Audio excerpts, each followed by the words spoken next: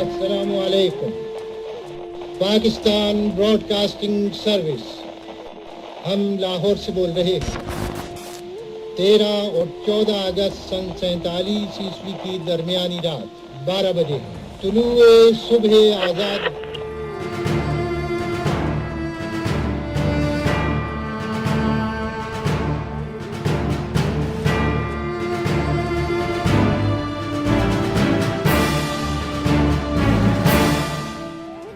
اس برِ صغیر نے 1857 سے لے کر 1947 تک وہ تاریخ رقم کی جس کی مثال دنیا میں نہیں ملتی. اسٹوری آف پاکستان میں آپ دیکھیں گے کہ کس طرح صرف 90 سالوں میں مسلمانوں نے دنیا کا نقشہ بدل دیا.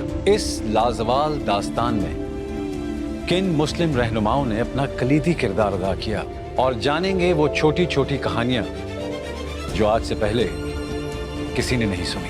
سر سید احمد خان کا مسلمانوں کو بیدار کرنا، مسلم لیگ کا قیام، ہندو مسلم اتحاد کا عروج و زوال، اقبال کا انمول تصور، اور محمد علی کا جناح سے لے کر قائد اعظم کا سفر، لاہور میں رکت آمیز مناظر، اور پھر السلام علیکم. پاکستان براڈ کاسٹنگ سروس، ہم لاہور سے بول رہے ہیں. 13 اور 14 اگست سن 47 عیسوی کی درمیانی رات 12 بجے طلوع صبح آزاد. یہ سب آپ جانیں گے اس سیریز میں. اس کے ساتھ ساتھ حصہ ہوگی ایک 7th اسپیشل ایپیسوڈ جو صرف کشمیر پہ ہوگی، اس لیے کہ جس طرح پاکستان کشمیر کے بغیر ادھورا ہے، اسی طرح اسٹوری آف پاکستان کشمیر کے ذکر کے بغیر ادھوری ہے. سوال یہ ہے کہ پاکستان کی کہانی کب اور کہاں شروع ہوئی اور کون سے اہم کردار اس کہانی کا حصہ رہے. میرا ماننا ہے کہ پاکستان کی کہانی کا آغاز 1857 میں ہوا. اس کہانی کے اس دور کے 2 اہم کردار بہادر شاہ ظفر اور سر سید احمد خان تھے. But before moving forward, I'm going to tell you something very tragic, which is part of this story. The last Mughal emperor. When he was arrested by the East India Company, the next day ان کو ناشتے کی میز پہ لایا گیا، اور وہ شخص جو ایک رات پہلے ایمپرر تھا، جب اس کے سامنے ایک ٹرے رکھا گیا تو اسے دیکھ کر بہادر شاہ ظفر کی چیخ نکل گئی. ایسی اور بھی بہت سی چیخیں ہندوستان کی ہر گلی سے سنائی دی. ایسا کیا تھا اس ٹرے میں، اور کیوں کچھ سالوں بعد بر صغیر کے مسلمان جب بھی کھانا بناتے تو ایک مٹھی آٹا الگ کر دیتے؟ کہاں جاتا تھا وہ آٹا؟ یہ سب کچھ آپ جانیں گے اس قسط کے آخر میں.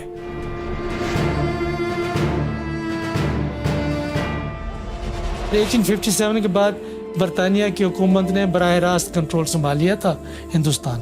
جو بغاوت ہوئی تھی وہ فوج میں ہوئی تھی. پہلے جن فوجیوں نے بغاوت کی سب کو انہوں نے قتل کیا، پھانسیاں دی، اور جو بھاگنے کی کوشش کی ان کو پکڑ کے انہوں نے، کوئی کورٹ مارشل نہیں تھا، بس سامنے گولی مار دو. جو کچھ کسی نے بتایا کہ یہ آدمی شامل تھا، یہ آدمی شامل تھا، تو ان کے پاس رسے کم پڑ گئے، درخت کم پڑ گئے.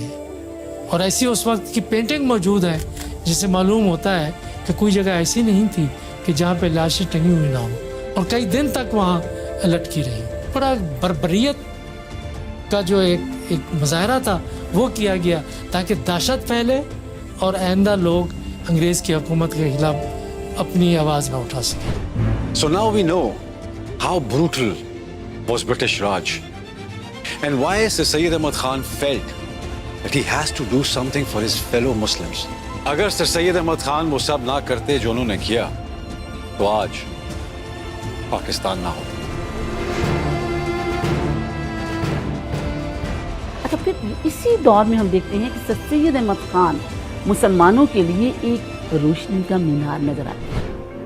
انگریزوں سے مطالبہ کرتے تھے کہ مسلمانوں کو سرکار میں نوکریاں دی جائیں، آپ نے اس قوم کو نمائندگی دینی ہے، نہیں دیں گے تو وہی اسباب پیدا ہوں گے بغاوت والے، یہ آپ کے وفادار نہیں ہوں گے. ان کا حق دے، انصاف کریں، انصاف کا تقاضا ہے. دیکھیے اس سے پہلے کانسیپٹ ہی نہیں ہے کہ مسلمانوں کے ساتھ پولیٹیکلی اکنامکلی کوئی زیادتی ہو رہی ہے، یا یہ ریئلائزیشن بھی کہ آپ کی کو پیرٹی میں نہیں ڈیل کیا جا رہا ایک سوسائٹی کے اندر. اس کو کہنے کے لیے بھی تو ایک کانشیسنس کی ضرورت تھی، ایک ویژن کی ضرورت تھی، ایک تھاٹ کی ضرورت تھی. ہی واز دا ون جس نے وہ تھاٹ ہمیں دی اس وقت. سر سید احمد خان نے ایک رسالہ لکھا اسباب بغاوت ہند. انہوں نے سوچا کہ جو مسلمانوں کو یہ جو پاور سٹرکچر ہے اسے بالکل ایکسکلوڈ کیا جا رہا ہے. اگر مسلمان پاور سٹرکچر میں نہیں آتا یہ تو بہت پیچھے رہ جائے گا. اور دیکھیں ہندو آگے بڑھ رہا ہے. انہوں نے کہا یہ تعلیم کے بغیر نہیں ہو سکتا. اور انہوں نے پوری ایک تحریک چلائی، مسلمان محمدن ایجوکیشنل کانفرنس کی بنیاد رکھی، ہندوستان کے کونے کونے میں تبلیغ کی کہ آپ تعلیمی ادارے بنائیں اور تعلیم حاصل کریں، تب آپ آگے بڑھ سکتے ہیں.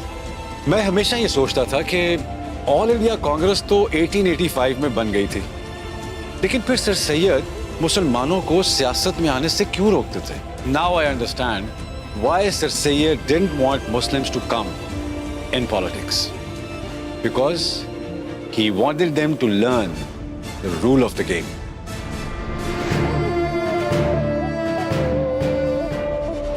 ایک انگریز تھا OH ہوم، اس نے کانگریس پارٹی کی بنیاد رکھی.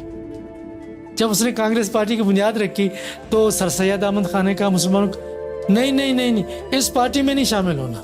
کہ انڈین نیشنل کانگریس برصغیر پاک و ہند کی تمام کمیونٹیز کے مسائل کو حل نہیں کر رہی.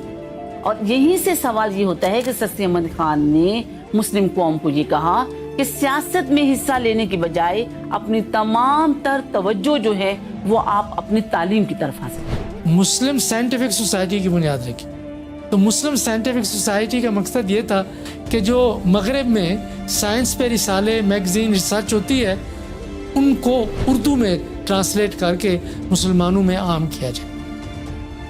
سو ٹیم تو بن گئی تھی 1906 میں، لیکن ابھی لمبا سفر باقی تھا.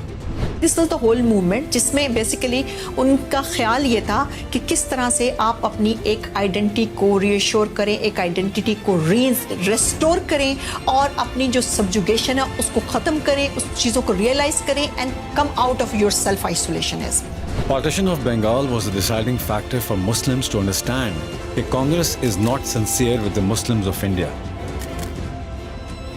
اس پر ہم اگلی قسط پر بات کریں گے. اس کے ساتھ ساتھ آپ کو بتائیں گے کہ بی اماں کون تھی اور کیسے فرسٹ ورلڈ وار کے بعد تاج برطانیہ نے بر صغیر کے مسلمانوں کو دھوکہ دیا، اور وہ کون نوجوان تھے جنہوں نے آل انڈیا مسلم لیگ جوائن کی.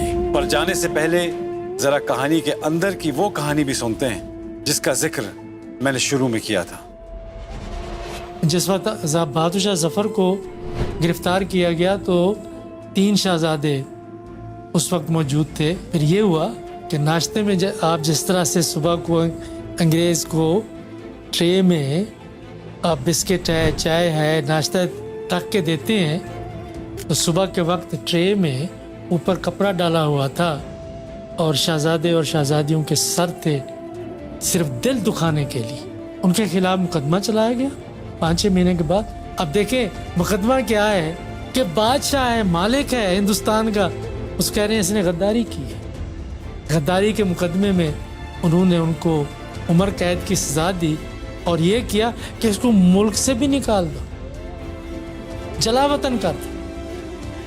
کیا اتنی آسانی سے سر سید نے مسلم قوم کو پڑھا دیا؟ غازی پور میں جب مدرسہ قائم کیا تو اس کے لیے چندہ بھی تو چاہیے تھا کہ جو ان کے ساتھ لیڈرز موجود تھے ان کو کہا ٹھیک ہے مسلمان گھرانوں کے پاس پیسہ نہیں ہے دینے کے لیے، فنڈ نہیں ہے، آپ اس طرح کریں کہ 3 ٹائم گھر کا کھانا تو پکتا ہے، ایک آٹے کی مٹھی ایک طرف خاتون نے کھانا ڈالا، اور ہر مہینے سر سید احمد خان خود جاتے ہر گھر اور اس کو آٹے کو کلیکٹ کرتے. اس آٹے کو لے کے اس کو ہم دیکھتے ہیں کہ آٹے کو کلیکٹ کر کے اس کو بیچا جاتا تھا. बेच के जो पैसे हासिल होते थे वो इन स्कूलों की उस पे लगाया जाता। मिलकर एक एक झोंका आखिर तूफान बना था, यूं पाकिस्तान बना था, यूं पाकिस्तान बना था।